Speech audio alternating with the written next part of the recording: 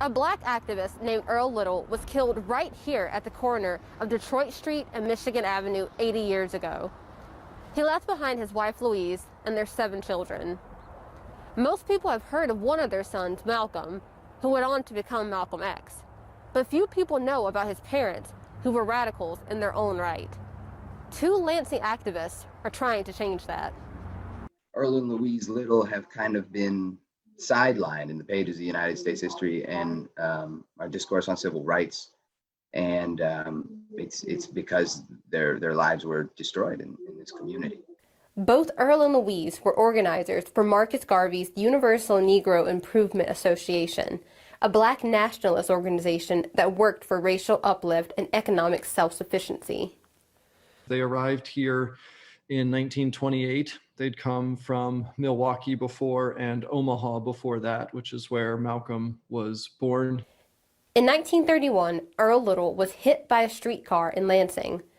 Authorities ruled his death an accident, but some suspect white supremacists were responsible. Anything that was other was a threat and needed to be eliminated. And I think really that is the story of Earl Little and Louise Little. Earl's death took a heavy toll on his wife.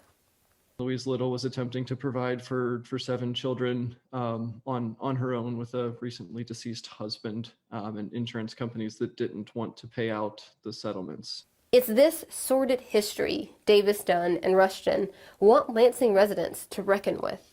They don't want to acknowledge those atrocities, those evils, that violence, that destruction of that family that created Malcolm X. There are plaques and murals around the Lansing area commemorating Malcolm X, but Davis, Dunn, and Rushton say Earl and Louise Little should be remembered too. That's why they're talking to city officials to try to create a plan to do so. I think the family should absolutely be consulted on that, and I don't think I deserve to make that decision. But some kind of physical attribution so that everybody in the city can see it and everybody can learn from it. Tell the true story of who Earl and Louise Little were. Reporting in Lansing, Keisha Young, Fox 47.